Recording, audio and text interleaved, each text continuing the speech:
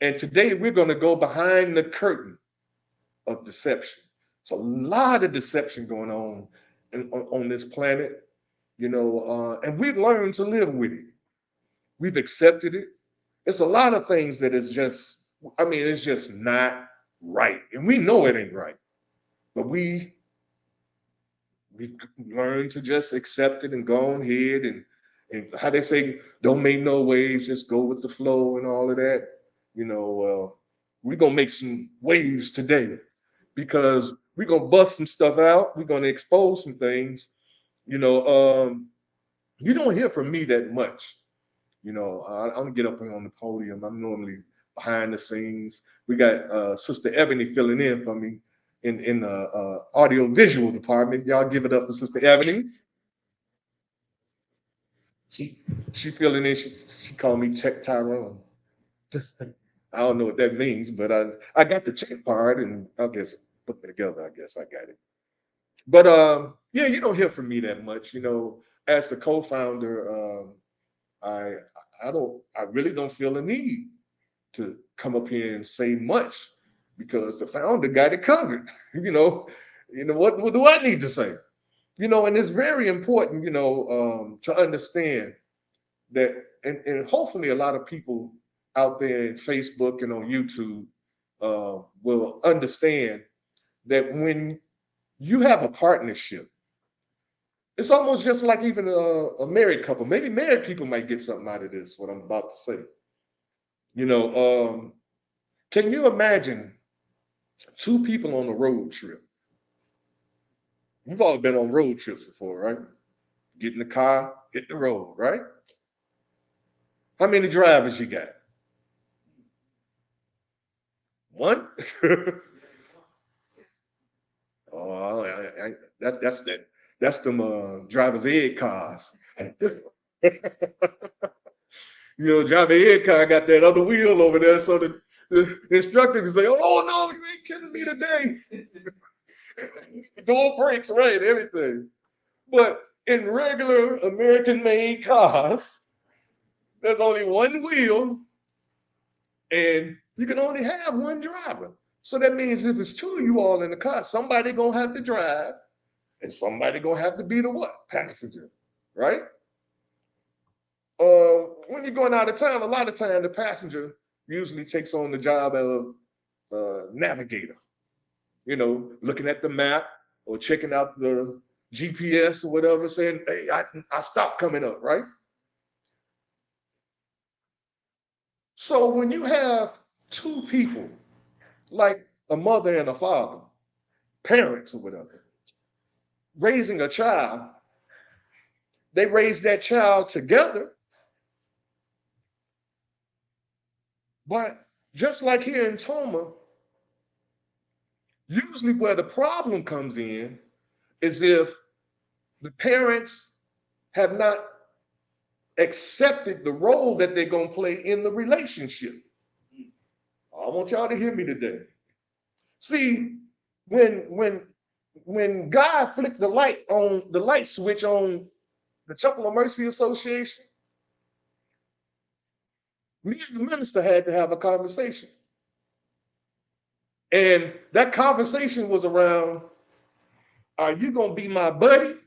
Because we was friends before Temple, because we was musicians, Are you gonna be my buddy or are you gonna be my minister? And that's the decision that I had to make as the co-founder.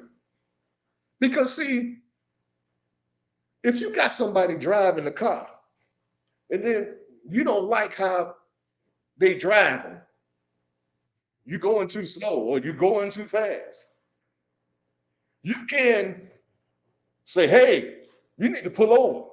Let me drive," right? But if the driver, and we've already agreed that you're going to drive and I'm going to navigate, then we begin to start creating problems in the relationship. If you don't like how I'm driving, that's an indication that you need to get on another car or get your own car. And You can drive how you want to. And then you'll experience what the driver experienced when you get a passenger. Because somebody ain't gonna like how you make turns. Somebody ain't gonna like how you brake. See, it's always something that people ain't gonna like about how you, as the leader, or you as the director, or you as the driver, somebody, there's always gonna be somebody ain't gonna like something. You didn't put your turn signal on. Well, nobody was behind me. We're on an open road, nobody's here. I think you need to let me drive. See, this happens in organizations, this happens in relationships because people do not accept their role. I accept my role, co-founder, not founder. Now, does that mean I don't have any power, any authority in the organization? No. If I have a problem, me and the ministers sit down and we have a discussion, like grown men, and we come to a solution to the problem.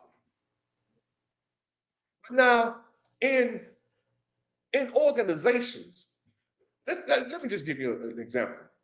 President of the United States, vice president, right? Vice president got juice. Vice president ain't got no juice more juice than the president. So what if the vice president all of a sudden decide they want to be president? Can they just haul off and start bad mouthing the president and think ain't nothing gonna happen? It's called treason, isn't it? In this hellish country, in this devilish country, even that's treason. But for us, we backbite, we stab each other, we kick each other when we're down, we do everything we can because we want that position that person got. I can do it better than you. You know, Elijah Muhammad, I ain't even got into my lecture yet. I don't know where this is coming from. Wow. Elijah Muhammad, people said that because he only had what, an 8th grade education? Third grade education. That he was illiterate, kind of, he couldn't talk right and this, that, and another. But the man was brilliant with a 3rd grade education because God was behind him. Now, how many people missed out on Elijah because they had a problem with how he talked? How many people missed out on the wisdom of Elijah Muhammad because they didn't like the fact that he talked slow? He chose his words carefully.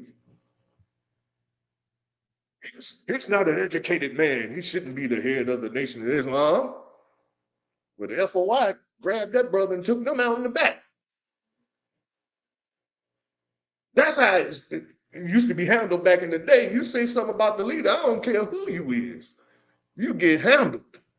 Today, it's a Facebook post.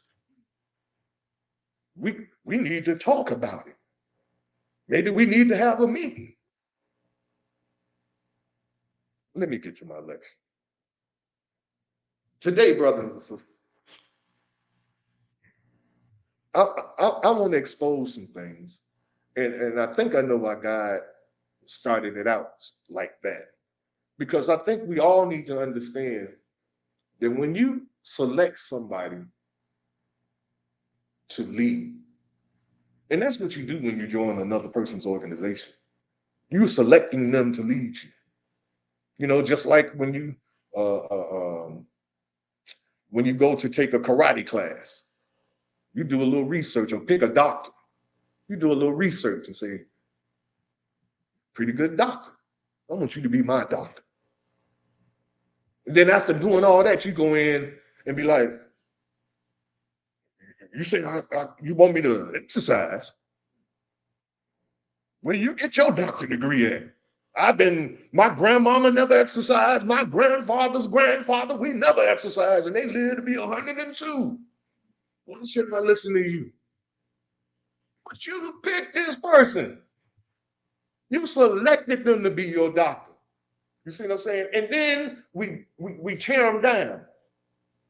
And then we wonder why we are the way we are in our lives. See, when you select a spiritual leader, teacher, and guide, you don't have the right. I don't have the right to determine whether what they are leading and guiding and directing us in, whether it's right or not. Now, I have an opinion. I really want y'all to listen to me. I have an opinion. But there was a story here in the Holy Quran. And in the temple, we read both the Bible and the Holy Quran. And that's a story that we're going to tell on another day. And there's a reason for it, a scriptural reason why we read both books. But in the Holy Quran, there's a story about a man that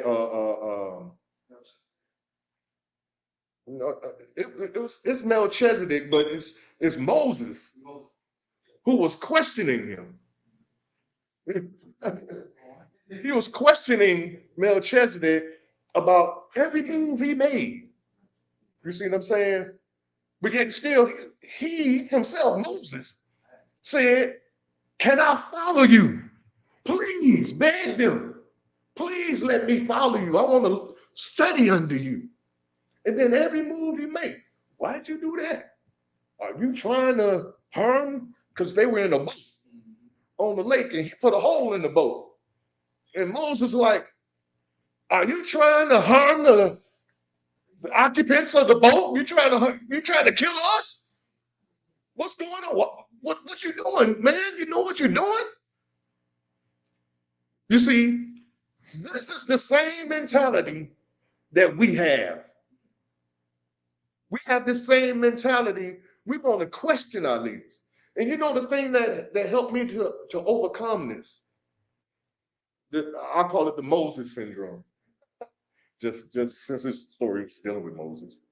The thing that helped me overcome that was that I don't know everything. See, when you think you know everything, when you begin to think that you ain't got to learn something else, you got it, I know it all, that's when you begin to catch the Moses syndrome. And you begin to question leadership instead of waiting to see what the end result of the leadership's guidance and direction. See, I made up in my mind. This is something that I made up in my mind a long time ago, because every leader ain't a good leader, and that's just a reality.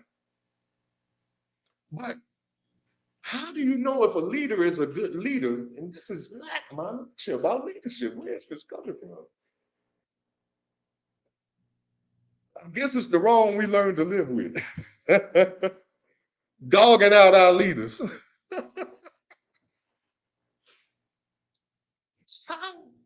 How can we expect to know when we got a good leader when we question them at every turn? Y'all read in the Bible about how the children of Israel was with Moses? Moses, you brought us out here into the wilderness to die. We's hungry. Pray to God, and they sent manna down from heaven. That still wasn't good enough. You see, I figured this out. This is what I figured out. If a person is a good leader and they know what they're talking about, and it's a possibility that they know something I don't know, you know? And so my thing is this. Let's say I go to a doctor. You use the doctor as an example. And the doctor says, you got a bad lung condition. You need to take this, that, and another. You need to do 10 jumping jacks, 10 push-ups, 10 sit-ups every morning, and drink a lot of water. At least drink 2 or 3 of these a day. And in a couple of weeks, your problem will go away. Now I turn around, I do 1 jumping jack, I do 1 sit-up, I drink 1 bottle of water, and I go back to the doctor and complain why my problem ain't went away. What if you did exactly what the doctor prescribed for you? And it didn't. Now you got ground to stand on, don't you? If you do what the doctor prescribes for you and it don't work, you have ground to stand. But until you do your part, you have no right to question leadership. I'm gonna say that again. And this is in anything, on your job, in your relationships. Because believe it or not, even in a relationship, somebody driving the car. I ain't talking about physically driving the car either now. I'm talking about somebody in charge. You know, there are some guys that let their wives handle all the finance, right? That ain't my thing. Baby, you got it. Pay all the bills. I'm gonna bring my money. When I make my money, bring it home. You know, some guys are like, you a fool. Giving your woman all your money and let her issue you out some money every month. That's crazy, man. You work for that job, right? See, this the nigga that ain't got nobody. Actually, somebody, y'all hear what I'm saying? It's me, man. He's one of them. Because he need company in his misery. And so he wants to advise you on how to keep a relationship or what's the best thing to do in a relationship. He wants to advise you and can't keep one himself. And we listen to these Negroes and niggerettes. I ain't want to leave sisters out. We listen to them as if they words are biblical. Same crap on Facebook. We read these posts and we act like it's CNN. We act like this is actual factual news. Do you know?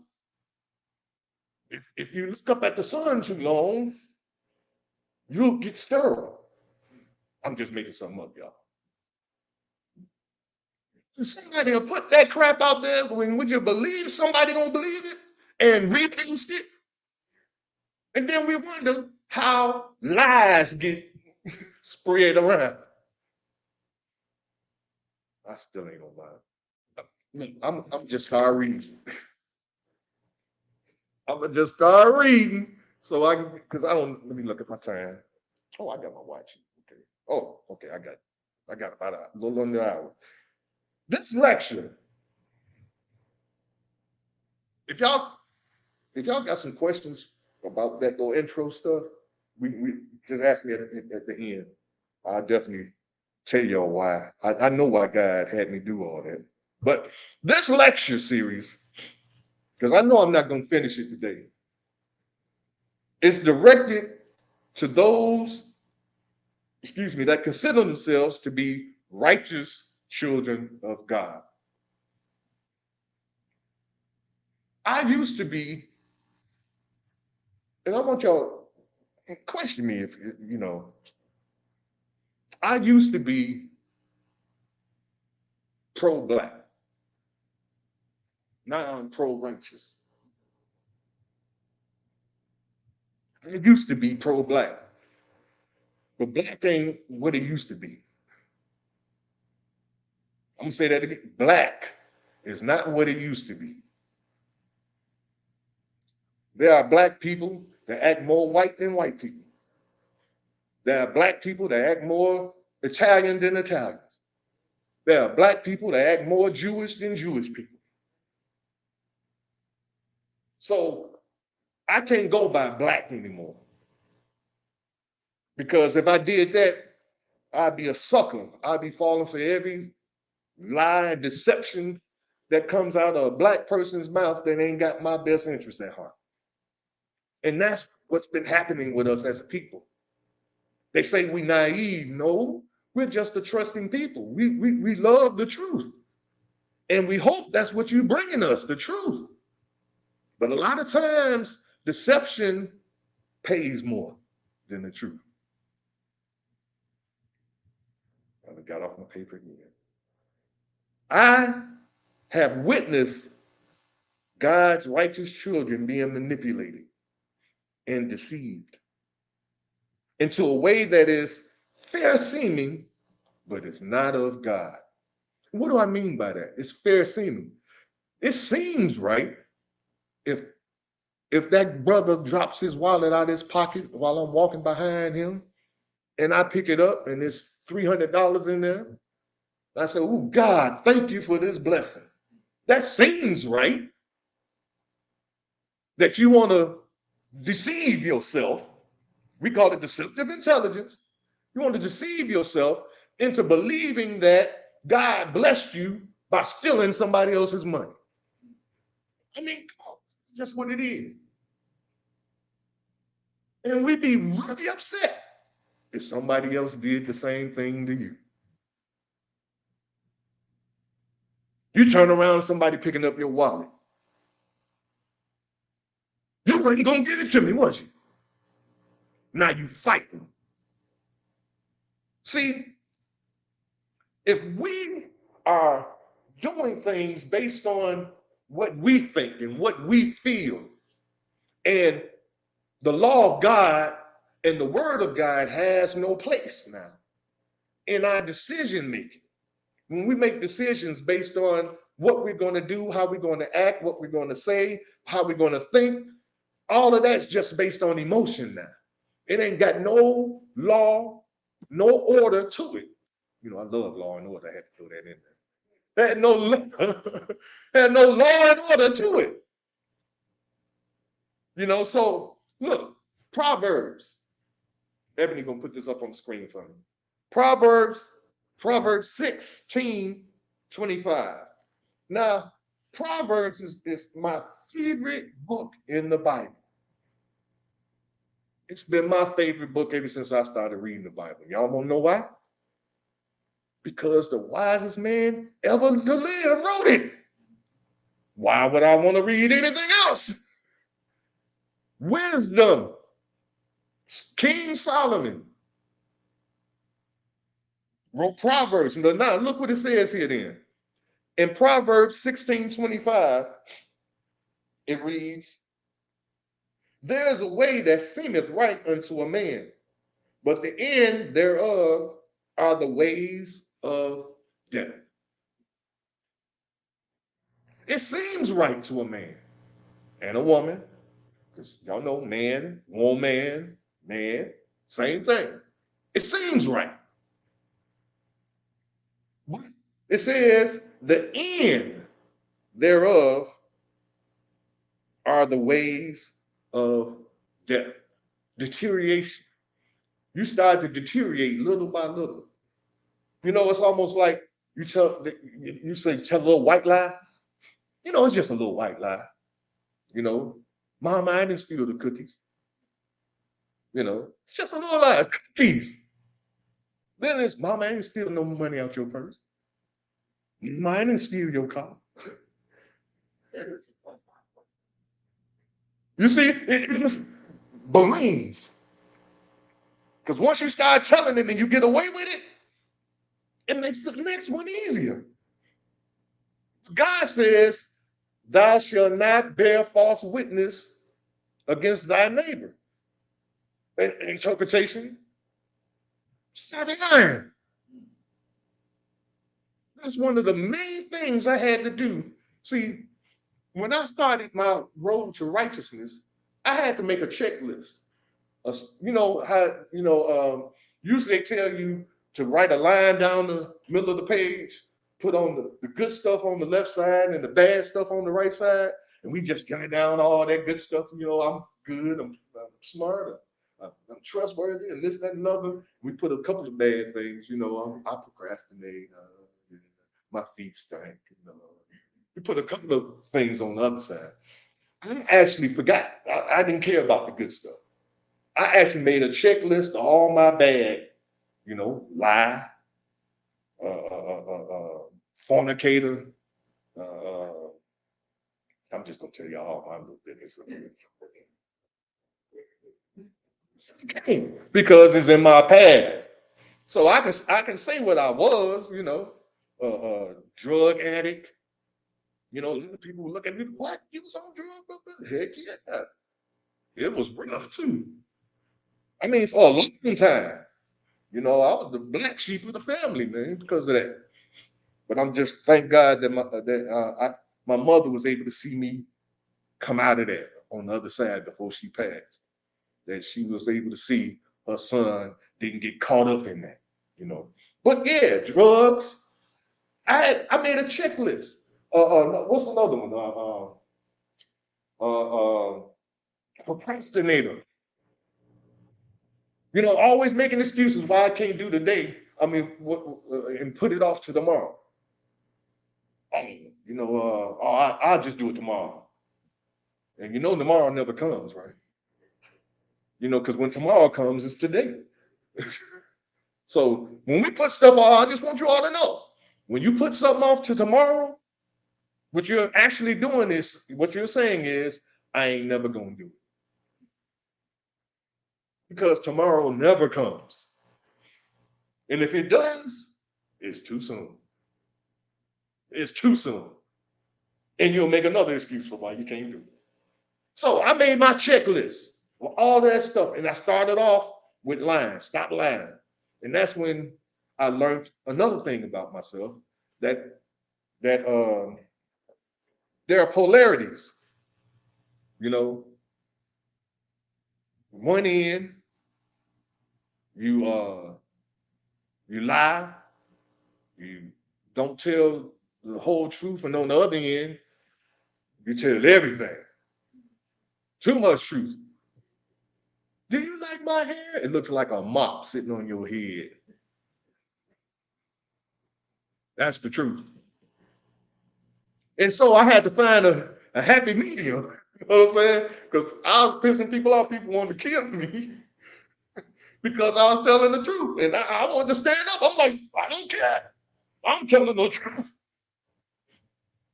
And the minister said, that's a better way you could have said that. I don't care. But it took me almost a year to figure it out, you know. Brutal honesty, yes. And see, and sometimes we extremists, you know, we go to the extreme. You know, we discover that we've been lied to by the government. And they ain't gonna pay no justice. I'm not. I'm just gonna do everything I can against the government. Whatever they say, I'm not gonna do. If they say stop at the stoplight, I'm going to. Because the government ain't no good. They lied to us. That's the extreme, Negro. All you're gonna do is go to jail. And then be in jail, you know, because jail is where God make you think, you know. Jail in the hospital. You sitting in jail, maybe I wouldn't go too far. You think? But that's why, again, we need leaders, teachers, guides. We need a guide, somebody to guide us through our life. That's what pastors, ministers, that's their job, not business. Let me say that again, because I don't know if y'all got me. That's their job, not their business. God ordained pastors, ministers to do exactly that. But when deception starts to sneak in, you know, and I start preaching the gospel to benefit me. What's that brother name? Reverend Knight. Reverend Knight was that dude was something else. It's me my money. My money, not God's money. My money. And when he became successful behind that, Negroes started following suit. They might not have said, "Loose me my money," but they be like, "God gonna curse you if you don't tithe. God gonna do this to you if you don't support the church, the building fund, the ministers fund, the children's fund." And that's all that is for the pastor to have fun. I said I was gonna keep reading. Jesus.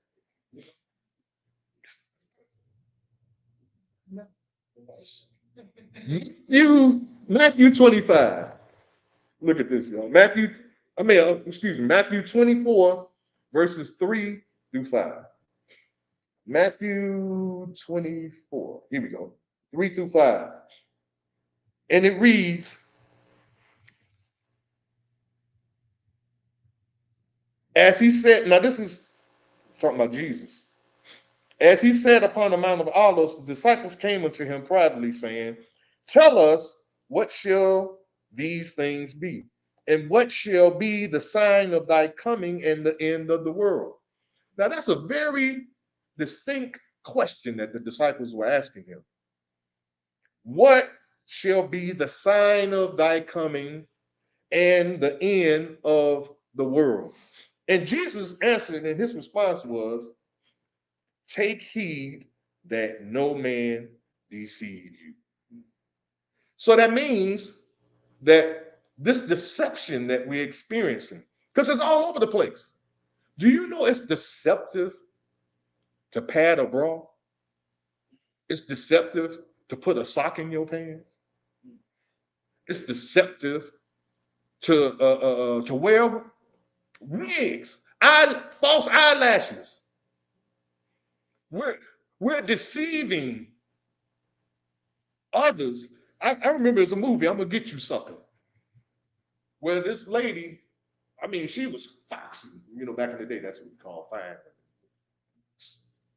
You know, and the guy took her home, and when they went in the bedroom, she took her butt off, she took her leg off, she took one of her breasts off, and her right.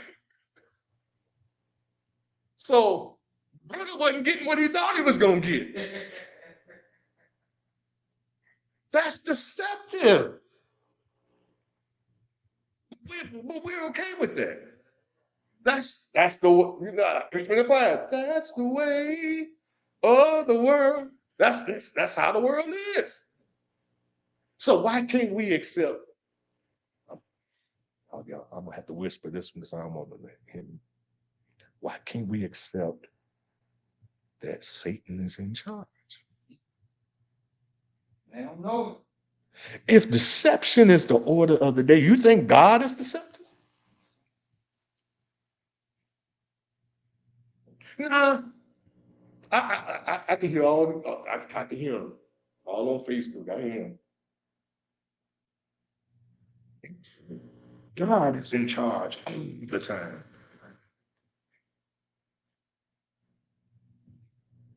God is in charge. And you know what he decided? That he was going to give Satan rulership of the earth for a period of time. Does that mean God ain't in charge? No, because Satan couldn't be in charge unless God said he could be in charge. God give the devil rulership in the earth.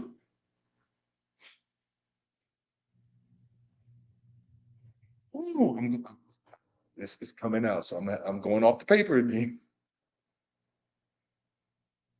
Human beings are carbon-based beings, meaning that like charcoal, which is carbon, you know, the stuff you put in your barbecue grill, that black stuff, that's carbon. Every human being on the planet is made up of carbon. I don't care if you're black, brown, white, red, whatever. Just like, and then you really understand now why white people bury their folks quick. Because when you die, you turn back, that carbon starts to take over and you start turning back. So they bury their folks before anybody can see the Uncle Joe's blood. So everything turns back to carbon. So that means there's a process that God, through nature, has exposed us to. That's the process of how a diamond is created. Now, a diamond is a prism, right? That reflects light. So, if under extreme pressure in the earth, carbon over years turns from that black carbon-based element into a crystallized prism that reflects light, that directs light. Then, when human beings go through pressure, and when you go through things in your life, you know, we always talk about the ups and downs in life. I'd rather have it than the straight line. I'm sorry. Flat line is dead. So we want peaks and valleys. We want to go through ups and downs. So when you're going through these ups and downs in your life, and even as a race of people, I'm going to speak about black people right now. We're always talking about slavery. We're talking about what white folks did to us. And I'm saying all this because to answer the question, why would God do this? Why would he let the devil be in charge of the planet and put us through the hell that we've been through for all of these years? He's making a diamond. He's making a Christ crystallizer. The challenge is we don't pass down blessings. What I mean by that? If you was blessed to understand that eating meat is not good for you, and you allow your children to eat meat because that's what they want to do, then it might take 2 or 3 more generations to figure out what you figured out already. And so it might take 20, 30, 40, 50 years before somebody in your family history figures out that eating properly adds to my spirituality. When you could have for them 50 years earlier, giving them this gift of knowledge and information. But you can't make nobody do nothing. You can. Who say you can't? We do it all the time. You make your kids go to school. I don't know no children breaking their necks to go to school. Well, there's a few. I know there's a few. Exception to every rule.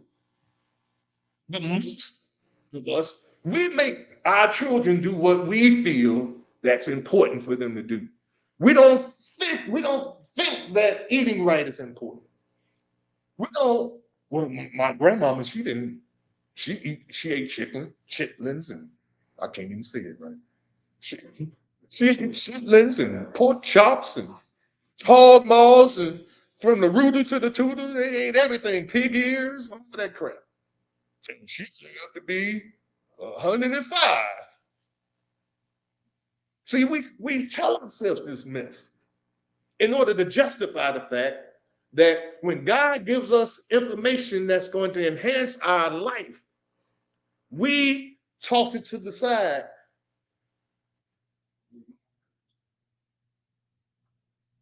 We toss it to the side and we don't pass the information down.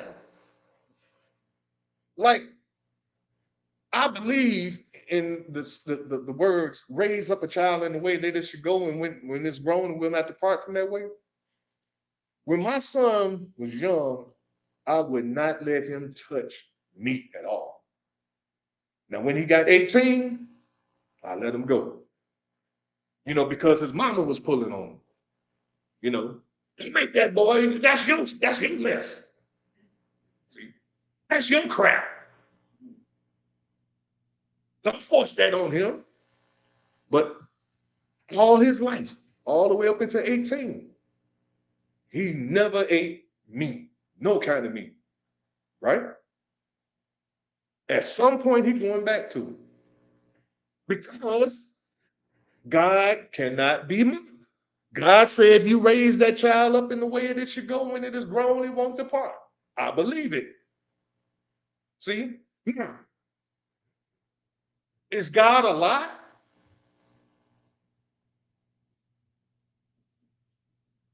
And if he is, right? How you gonna know by not following what he said? Prove he's a lie. Do what he says do, and when it don't work, you get on your soapbox and you get to work. But if you just because I got a feeling, now you want to throw salt on God because you got a feeling that, well, what he said, that's kind of rough. I've been eating pork chops all my life. That's rough. Can't do that. Look, y'all, Jesus. I ain't even off the first page. Okay. In my 62 years experience, I have discovered that being right has become a point of view. Meaning that being right is determined by what you think. Oh, I think it's right to bust that nigga upside his head and take his money. He should, what the youth call it now? He was lacking. Did I say it right? Okay. Yeah, he was lacking. And so, because he was lacking, I got it right. To bust that Negro upside his head and take his wallet, take his watch, his chain, take everything he got. He says, but what is right and what is wrong has become an opinion that has been turned over to the discretion of every individual. Now, I got another slide coming up, y'all. There's an old saying by Carter G. Woodson, and I quote, when you can control an individual's thinking, you do not have to worry about the individual's actions. I'm gonna say that again. Now, Carter G. Woodson, old dude, way back in the day. What is Carter G. Woodson trying to tell us about your thoughts? When you can control an individual's thinking, you do not have to worry about the individual's actions. He goes on to say, when you determine what an individual shall think, you do not have to concern yourself about what the individual will do. If you make an individual feel he or she is inferior, you do not have to compel them to accept an inferior status because that individual will seek it themselves. Now that's real deep. You ain't nothing, you ain't never gonna be nothing. You just like your daddy. He ain't nothing, you ain't nothing either. You just like your mama. Y'all know the other words they use. Yes. You ain't nothing. Nobody wants you. Ain't nobody ever gonna want you. You ugly. When you can make a person believe that about themselves, you don't have to worry about it. About that person creating an inferior environment for them, they'll seek the back seat. They'll seek the corner. They'll seek the back door. If you make any individual that he or she is justly labeled an outcast, you don't have to, you do not have to order that individual to the back door. He or she will go without being told.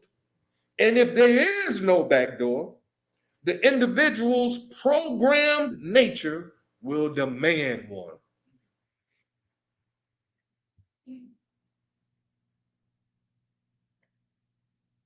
Now, Dr. King, he said this: I have a drink. No, I ain't gonna do that. I ain't gonna do that. I'm gonna be normal. He said, I have a dream that that my four children, little children, will one day live in a nation where they will not be judged by the color of their skin, but by the content of their character. Now, we've been dreaming that for 50 years, over 50 years. We've been having that same dream with Dr. King. You know, I'm beginning to call it a nightmare.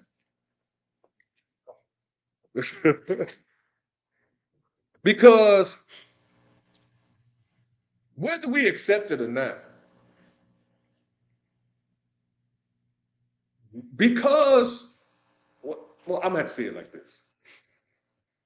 Because the best example of good that we've been programmed to accept is white people. Mm. We've been programmed. Understand what I'm saying? The best things in life, the good stuff, it comes with white people. You know, the minister always saying the white man's ice is colder than the black man's ice for some reason.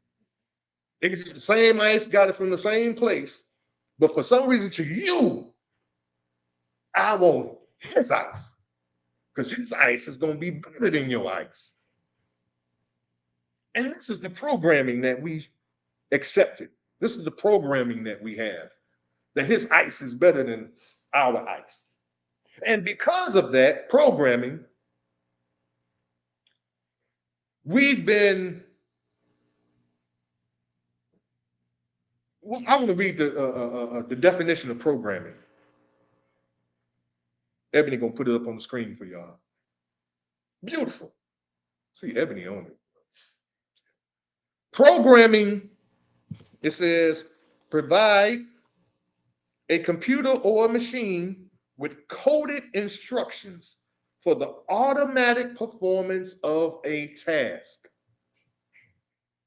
So, when you program something, when you program a human being, what you are doing is you are inserting coded instructions into their mind and into their heart.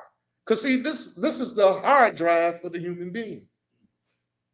It is. This is where they got the computer from anyway.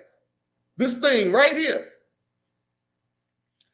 Coded instructions for, here's the other key word, automatic performance of a task.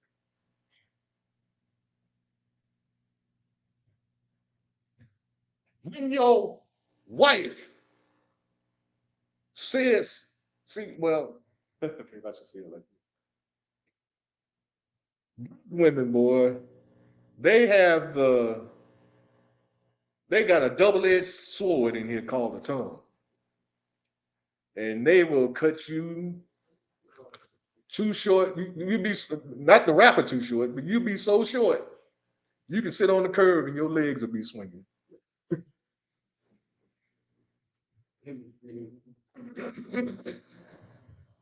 That's how short a sister can cut you, boy, and bring you down. I mean, low, low, low, low, right? And the response, the coded instructions is put your fist in her mouth.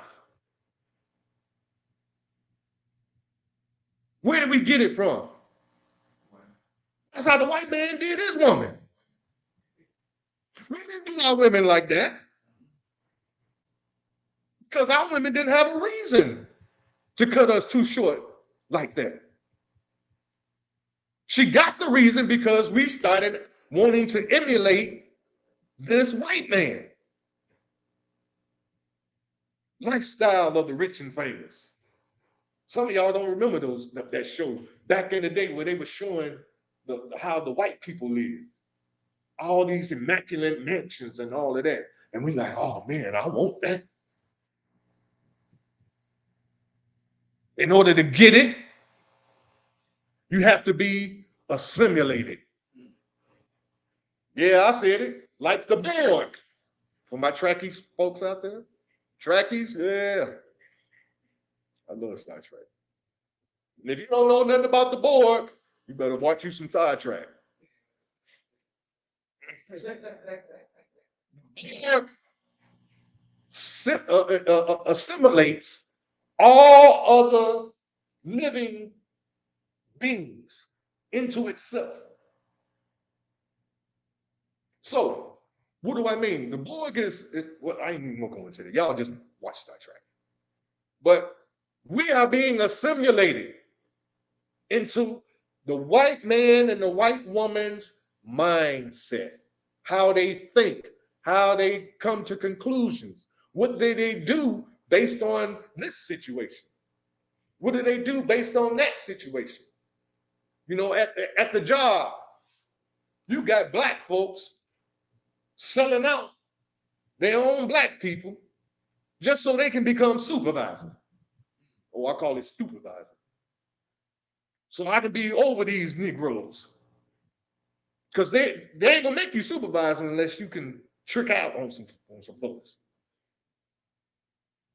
If you ain't got a problem snitching on your coworkers, you ain't got a problem, recommending, they'll make you a supervisor, which is how did KRS One say? Overseer. Overseer, overseer. You're the police now at work. I'm about to go somewhere, but let me get back to the paper. Coded messages. Is the slide still up? Okay. Coded messages have words or symbols with which represent other words, so that the message is secret unless you know the system behind the code. Words and symbols with double meaning. So when you get a coded message, like on somebody send you a text. If somebody gave you a text, and the only thing the text said was 911. Everybody in here know what that means, right? Whoever sent you that is in treatment. It's an emergency. They need your help right away, right? That's a coded message. There are a lot of coded messages. A friend of mine, now I told you how extreme we are. When he discovered how people, the powers that be have been doing us, white folks, I just say it. When he discovered that, he got in the elevator with a bunch of white people. He the only black person in there, right? And one white person looked over at the other white person and he said, man, Do you see how do you say it? Do you see what the cat drug in? Coded message, right? And he like, what the hell are you talking about? Now this elevator full of white people. Wasn't nobody talking to him, right? Who looks crazy? But only reason he looked crazy because he understood the code, right? He knew what they were saying. All of us knew what he was saying, right? Look at this nigga that just got drugged into the elevator was pure white people, you know? And he snapped out. Went to jail that day. But my point is balance. You can't be all out here willy-nilly with the knowledge, mad, angry, operating off of emotion and impulse. You got to be strategic. What does it say? Be you got to be as wise as a serpent, but harmful. I mean, harmless or peaceful as a dove, like that. But it's saying be smart, but don't be aggressive. And if you find yourself being aggressive because you discovered something and you came to the temple and found out that the reason why when you go to jail, they take a picture of both sides of your face is because you look different on both sides. Because one side of you is good and the other side of you is bad as hell. And because we aren't taught this. See, this should be taught in grammar school about you, who you are, and the good and the bad. We just think whatever comes out is what it is. But sometimes we could be walking around imbalanced, out of control. I'm just bad for no reason, just bad. That's just who I am. I got, 14, no, 18 minutes. Okay, look, I'm just keep reading. I always say that.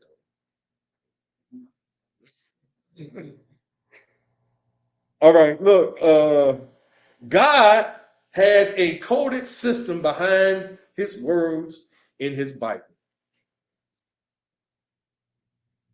God sent teachers and guides into the world with the ability to interpret the coded symbols and words to his children.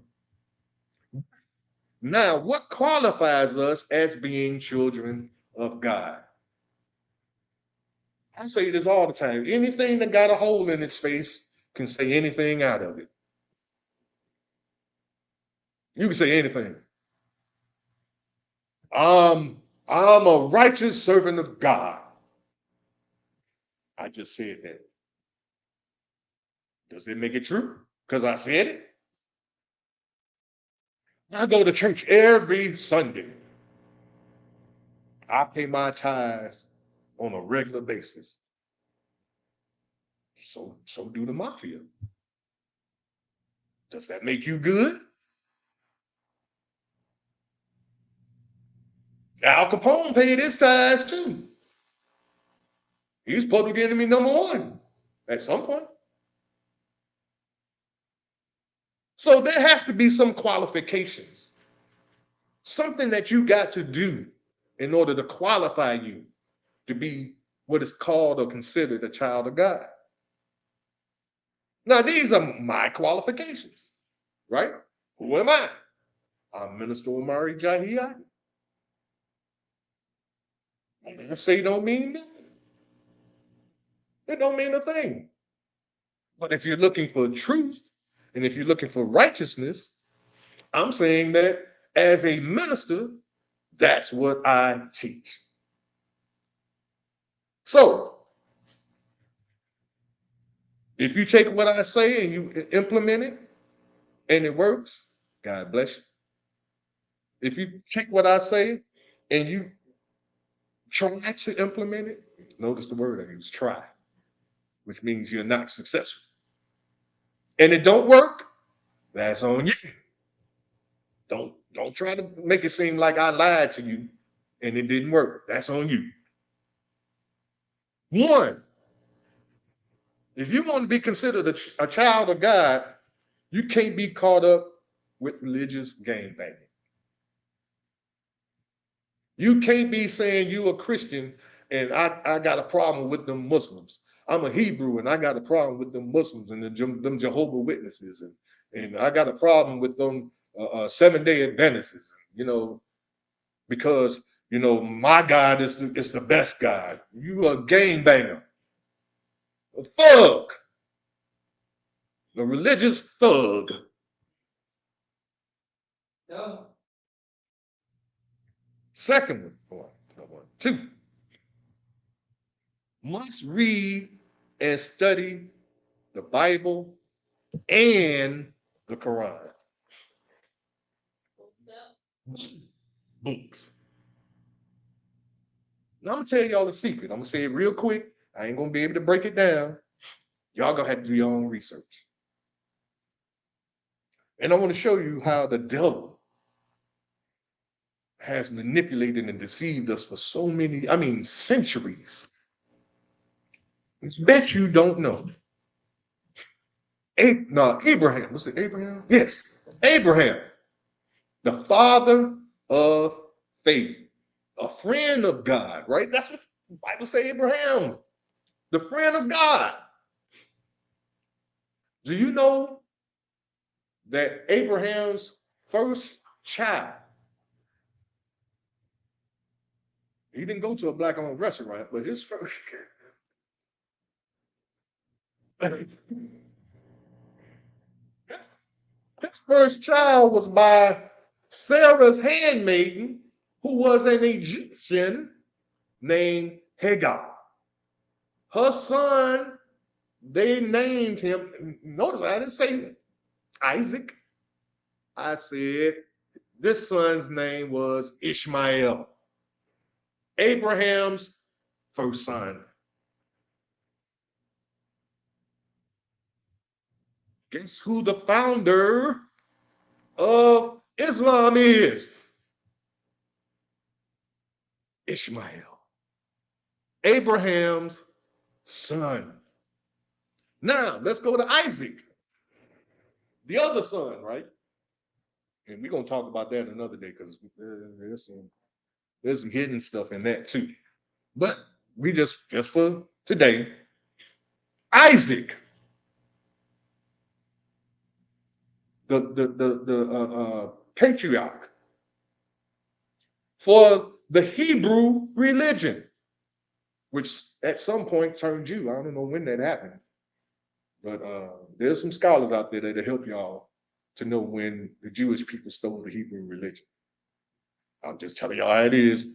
There was no such thing as Jew. They were Hebrews.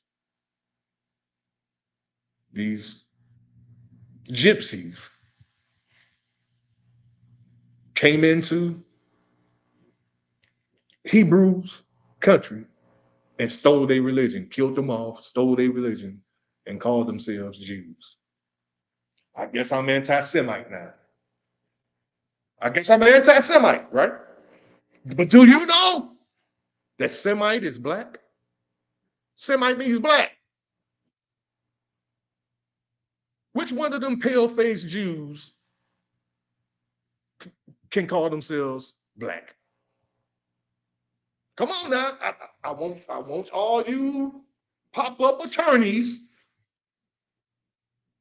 to bet up now and tell me how a pale-faced Jew can be Semitic and they ain't black. Because anti-Semitic means anti-black. So when they say Kanye is an anti-Semite, they saying he's anti-black. He didn't say nothing against black people. He said something about their pasty-faced self. As the Native Americans say, pale face. So I can't be anti-Semitic. Kanye can't be anti-Semitic. So what's the deception in using that statement against somebody that says something about Jews. What do the Jews know that you don't know? They know that the original people of God is black. And they call themselves the original people of God because they stole it. Exactly.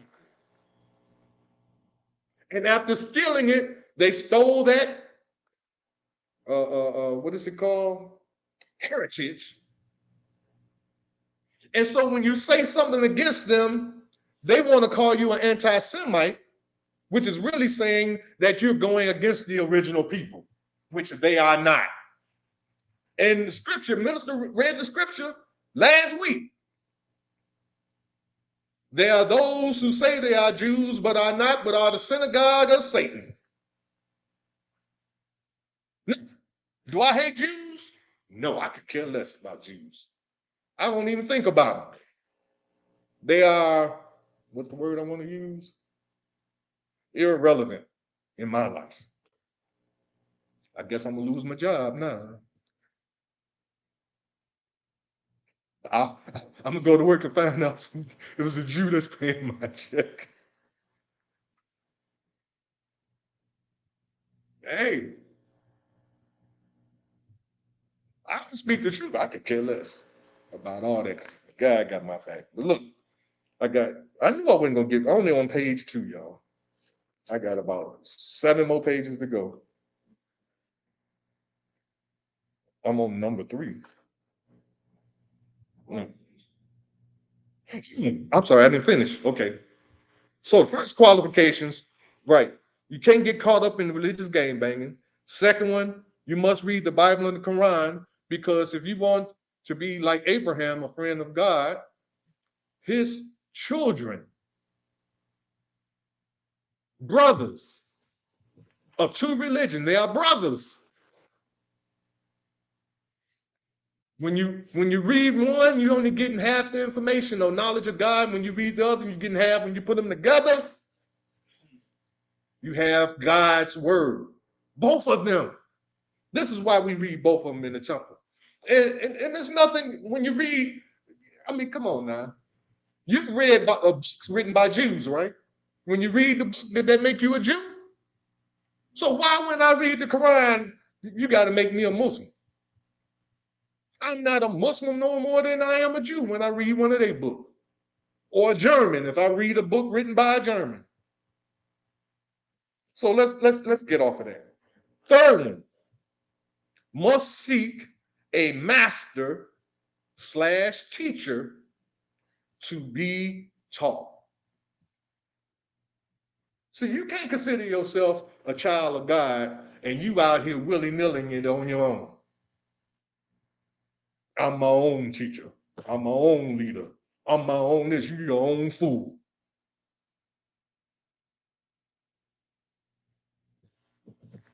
I know y'all don't like me, but that's okay.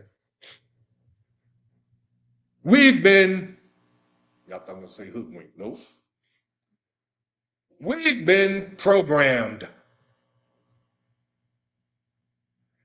They have inserted coded information into us, and we've allowed it to be downloaded into our brains and into our hearts, to the point now that Proverbs 23:7 comes into play when it says, as a man thinketh, so is he. To fully understand what the writer of Proverbs meant, which was King Solomon, we must look at the surrounding verses for context. All right, here we are, Proverbs 23. Let me see. Oh, I don't have to, I got it right here. As a man thinketh in his hearts. That's deep too. I ain't gonna go there because it'll take me somewhere else. Because there's a connection between your mind and your heart. I didn't say your brain. I'm very specific. there's a distinct connection between your mind, M-I-N-D, and your heart, and how they work together. So, as a chapter, this chapter focuses on giving life advice. This is King Solomon, and the book he wrote was a book that was about giving life advice for how to handle oneself in various life situations. Now, some of you may not know that about Proverbs. You know, I hear people saying, well, there was no book written on motherhood. There's no book written on parenthood. Proverbs will teach you about everything in your life. Look at what this Proverbs 23:7. We're going to start at the first verse, though. It says, when thou sittest and eatest with a ruler, consider diligently what is before thee. He's talking about sitting down with a ruler. Now, what is a ruler? A person exercising government or dominion.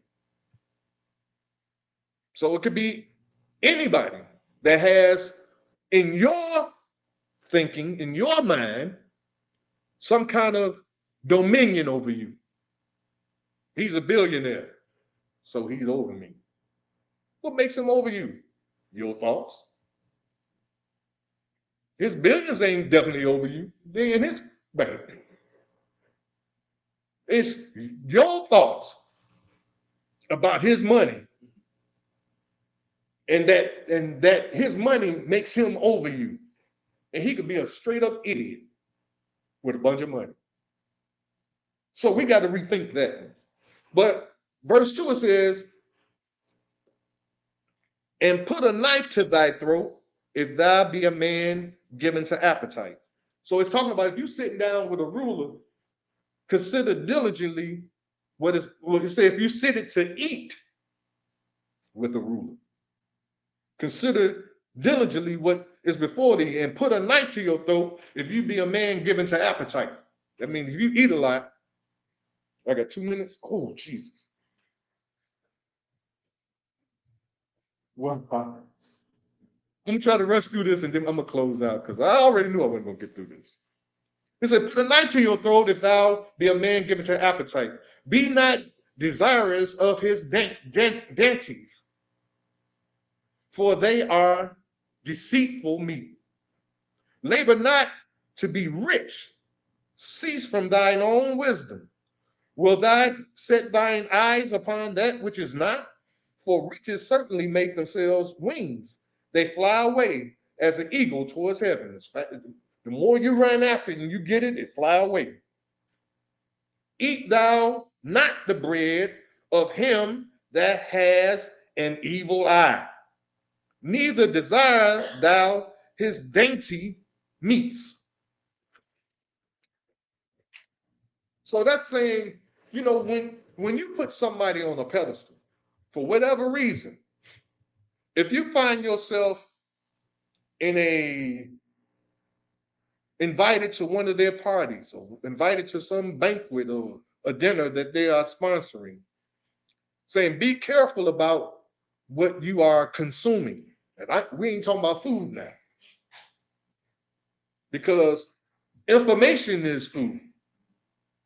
When they tell you, see, we seem to believe rich people. We believe politicians.